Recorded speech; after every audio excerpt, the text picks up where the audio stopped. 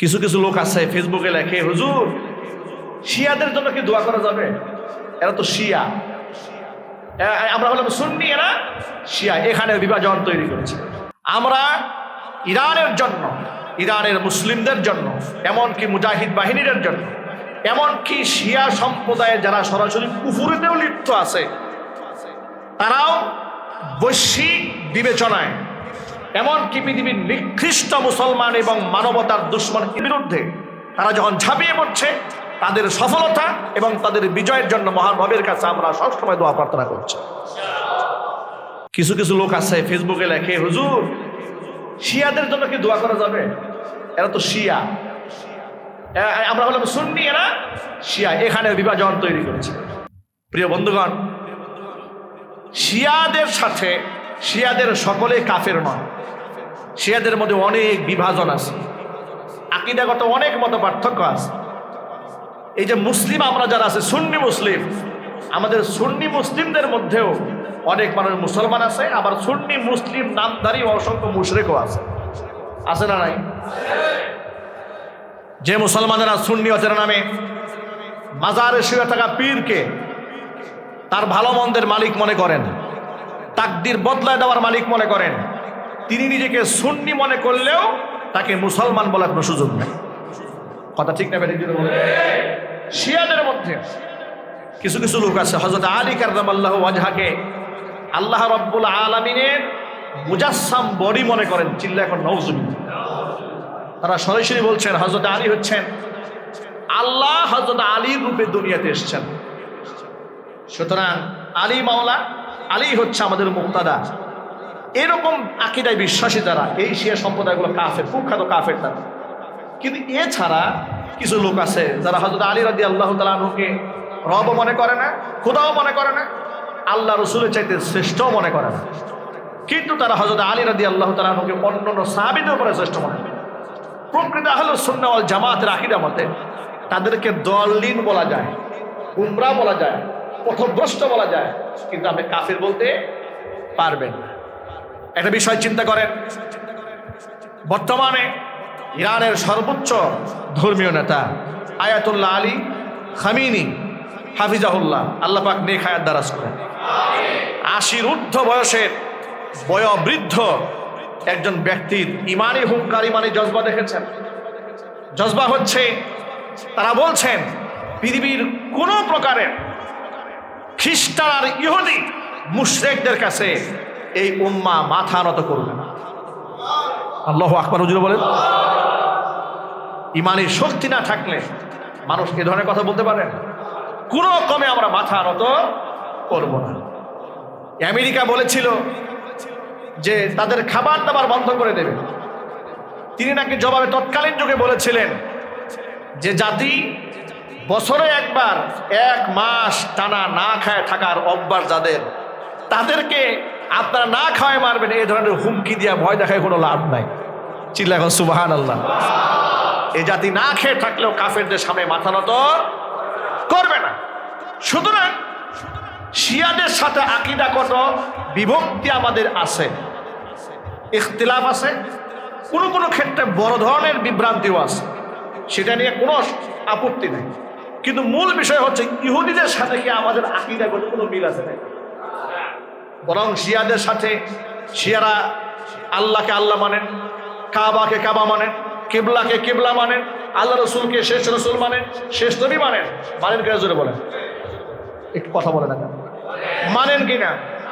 মানেন। ইহুদিদের সাথে আমাদের কোন মিলটা আছে? ইহুদিরা পৃথিবীর শুধু মুসলমানদের দুশমন নয়, ওরা মানবতার দুশমন। কথা বলেন ঠিক কিনা বলেন? এরা পৃথিবীর নিকৃষ্ট পশুর চাইতেও নিকৃষ্ট চরিত্র এদের। এরা হসপিটালে কাতরাচ্ছে মানুষগুলোর উপরে, এরা বোম্বিং করে ঝাঁঝরা করে দিয়েছে। এরা শিশু বাচ্চাদেরকে টুকরা টুকরা করে শেষ করে দিয়েছে। এরা ক্ষুধার্ত মানুষের বুকের উপর বুলেট চালিয়েছে। সুতরাং যখন ইরানের সাথে এই কুখ্যাত সন্ত্রাসী বাহিনীর লড়াই চলছে, তখন এটা মনে করার কোনো সুযোগ নাই ইরানের লোকেরা শিয়া, এদের জন্য কেমনে দোয়া করি? কোথাও আমরা দোয়া করবেন? এমন একটা নিকৃষ্ট পশু রাষ্ট্র পৃথিবীতে, এদেরকে ধ্বংস করার জন্য গোটা মুসলিম উম্মাকে যদি আবারও জিহাদে ঝাঁপিয়ে পড়তে হয়, ঐক্যবদ্ধভাবে সকলকে জিহাদে প্রস্তুতি গ্রহণ করতে হবে। আমরা আল্লাহর কাছে দোয়া করছি ইরানের জন্য, আল্লাহ পাক যেন ইরানের শক্তিমত্তাকে কৌশলগত দিক থেকে আল্লাহ পাক বৃদ্ধি করে, জোরে কোন আমিন। মধ্যপ্রাচ্যের বিস্ফোরায় পরিণত হয়েছে, এই রাষ্ট্র যেন পৃথিবীর মানচিত্র থেকে মহান আল্লাহ পাক যেন মিটিয়ে দেন। একটু জোরে বলতে হবে আল্লাহুম্মা আমিন। যারা শহীদ হয়েছেন আল্লাহ পাক জান্নাতুল ফিরদাউসের সুউচ্চ মাকাম দান করেন। দেখতে পেলাম যে সেখানকার ইহুদিরা তারা বাচ্চাদের জন্য কান্নাকাটি করছে আর বলছে যারা হসপিটালে আক্রমণ করে তারা মানবতার দুশমন। অবাক হলাম তাদের আর্তনাদ আর কান্নাকাটি দেখে। বছরের পর বছর যারা ফিলিস্তিনের মাজলুম মানুষের উপরে এমন নির্যাতন করেছে, ঘর বাড়ি জ্বালিয়ে দেওয়ার পরে তাবু গেড়ে আশ্রয় গ্রহণ করেছে লোকেরা, তার মধ্যে তাবুর মধ্যে বোমা ফেলে তাদেরকে শহীদ করে দিয়েছে, তাবুর মধ্যে শেষ করে দিয়েছে। এইরকম মানবতার বিধ্বংসী কাজ যারা করেছে তাদের জন্য পৃথিবীর কোনো ব্যক্তি মানবতার কথা বলবে আর সেটা মুসলমান শুনে তৃপ্তি লাভ করবে। মনে রাখবেন, কিছু লোক বাংলাদেশে আছে, আপনি ভাবতেও পারবেন। গত পরশুদিন দেখেছি ঢাকা শহরে কোনো এক জায়গায় জিন্দাবাদ বলে কে স্লোগান দিয়েছে, পাবলিক এমন গণপিটুনি দিয়েছে, তারাই বলতে পারে যাদের কলিজার মধ্যে ভারতের প্রেম আছে। ঠিক কিনা যদি বলেন? আমাদের পার্শ্ববর্তী দেশ ভারতের এই মোদী সরকারের এই সরকার তারা ৬,০০০-এর উপর সৈনিক পাঠিয়ে মুসলমানদের বিরুদ্ধে যুদ্ধ করিয়েছে। আপনাদেরকে আরেকটা তথ্য নেই, যতগুলি গুপ্তচর ইরান ধরেছে, এই সম্ভবত ১০০-র উপরে গুপ্তচর ধরেছে। এই ১০০ জনের মধ্যে শতকরা ৯০% গুপ্তচর যারা যারা ইসপক্ষ হয়ে মুসলমানদেরকে ধ্বংস করার জন্য গুপ্তচরগিরি করেছে, গোয়েন্দাগিরি করেছে, সবগুলো হচ্ছে ভারতীয় নাগরিক। এরাই মুসলমানদেরকে শেষ করার জন্য পায়তারা করছে। সুতরাং আমি সকল মুসলিম ভাইদেরকে ঐক্যবদ্ধ হওয়ার আহ্বান জানাচ্ছি, সাথে সাথে জান এবং মাল দিয়ে দোয়া করে শারীরিক মানসিক সব ধরনের প্রস্তুতি গ্রহণ করে আল্লাহর পথে নিজের জীবনকে সঁপে দেওয়ার জন্য প্রস্তুতি নিতে হবে। আল্লাহ পাক তৌফিক দান করে, জোরে কোন আমিন। আমাদের হারাবার কিছু নাই, আমরা বাঁচলে গাজী, মরলে শহীদ। বাঁচলে কি, মরলে আমাদের হারাবার কিছু আছে? হারাবার কিছুই নাই। যদি আল্লাহ পাকের পক্ষ থেকে আমাদের শাহাদাতের মৃত্যু লেখা থাকে তো আমরা শহীদ হয়ে যাব। যদি আল্লাহ পাক আমাদের হায়াত দেন আমরা বাঁচবো, আল্লাহ পাকের দাসত্ব করে আমরা চলবো। কিন্তু এই পৃথিবীতে আমরা একমাত্র আল্লাহর দাসত্ব করে মরতে চাই, কোনো কাফের মুশরিকের দাসত্ব করে মরতে চাই না। রাজি আছেন তো ইনশাআল্লাহ? কারা কারা রাজি আছেন? আল্লাহকে দু হাত দেখায় দেন, আল্লাহকে দেখায় দেন, আল্লাহ যেন কবুল করেন, জোরে করেন আমিন। হাত নামান। এই জন্য অল্প আকাঙ্ক্ষা এবং অল্পে তুষ্ট থাকার চিন্তা করতে হবে। অধিক স্বপ্ন দেখা যাবে না, চিন্তা করা যাবে না আমি এই করব সেই করব, অন্যায়ের পাহাড় করে ফেলে আমি সম্পদ বানাবো, এর কোনো সুযোগ ইসলামে দেওয়া হয় নাই। আল্লাহ পাক যেন আমাদেরকে ধৈর্যশীল জাতি হিসেবে কবুল করেন, জোরে করেন আমিন।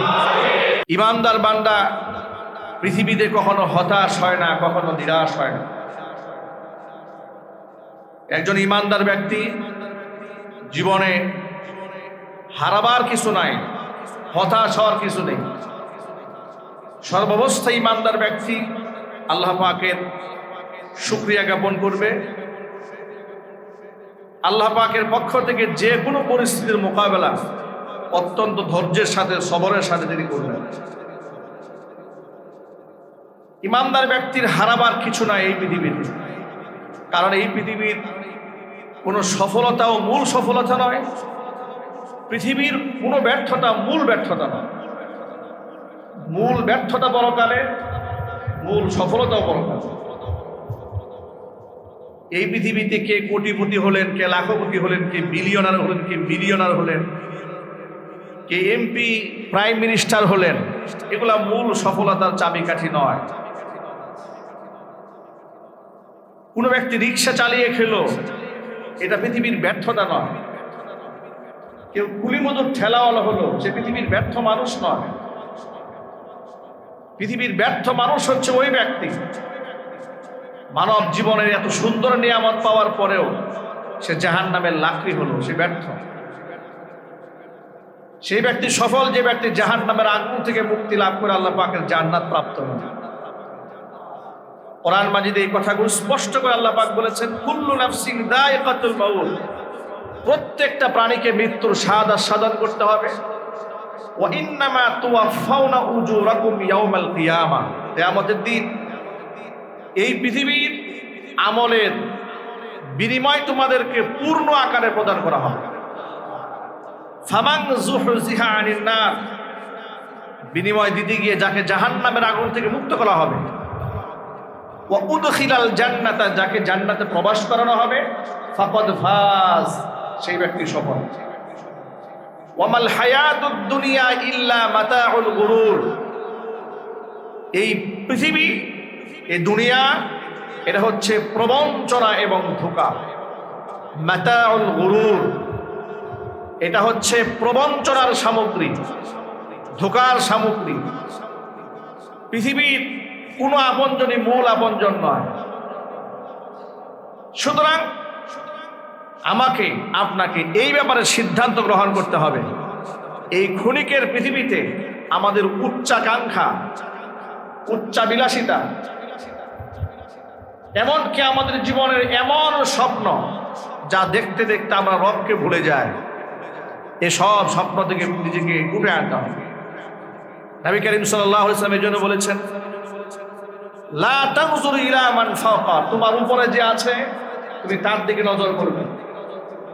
তোমার যে অধস্তন ব্যক্তির দিকে তুমি নজর করবে, তাহলে তোমার দিল প্রতিনিয়ত রবের সামনে শুকরিয়া আদায় করবে।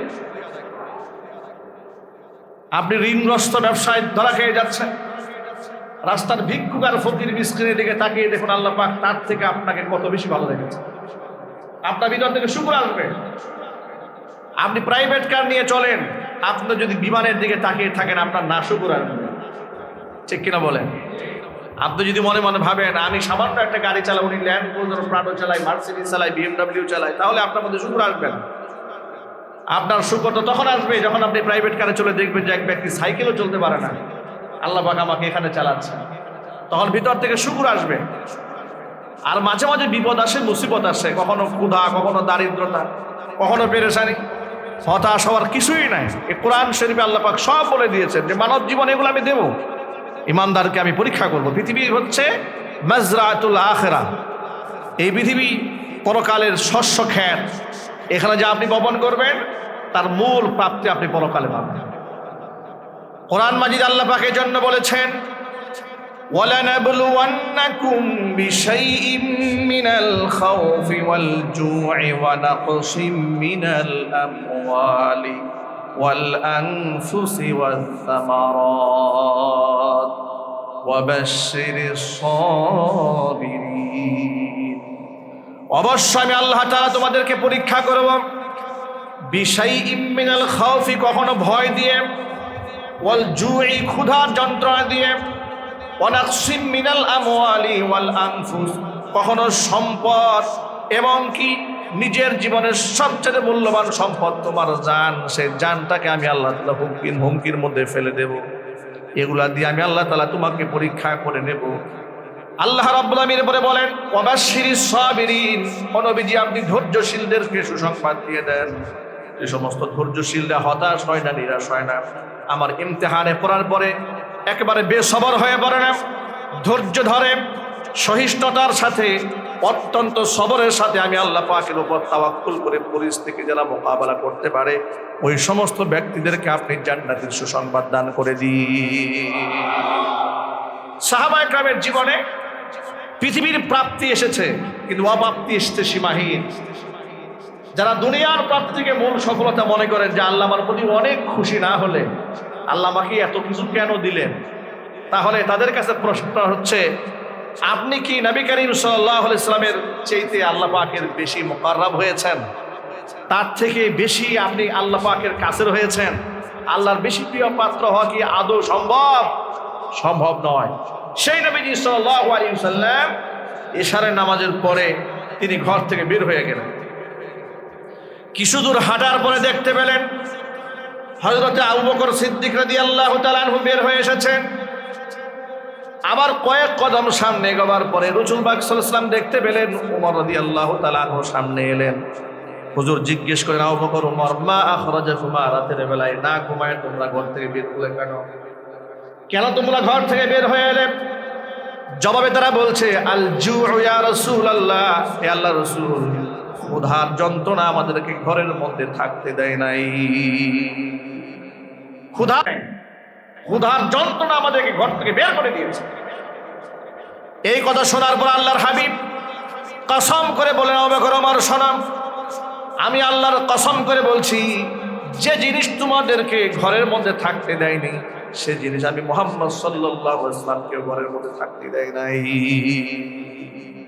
যে ক্ষুধার যন্ত্রণায় তোমরা ঘর থেকে বের হয়ে এসেছো, ওই একই ক্ষুধার যন্ত্রণায় আমিও ঘর থেকে বের হয়ে এসেছি। আল্লাহু আকবার। আল্লাহর কাছে আল্লাহ রাসূলের চেয়ে প্রিয় পাত্র কেউ নেই। এমনকি উম্মার মধ্যে সাধারণ মানুষের মধ্যে আবু বকর আর ওমরের চাইতে দামি মানুষ কেউ নাই।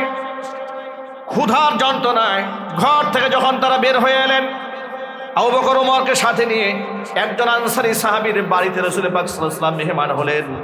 আনসারী সাহাবী বাড়ি ছিলেন না, বাড়ির বাহিরে ছিলেন। তারা অপেক্ষা করলেন। কিছুক্ষণ পরে সাহাবী ঘরে এলেন। এসে দেখতে পেলেন আবু বকর, ওমর, মুহাম্মদ সাল্লাল্লাহু আলাইহি ওয়াসাল্লাম তার বাড়ি মেহমান হয়েছে। আনসারী সাহাবী আনন্দে আত্মহারা হয়ে গেলেন।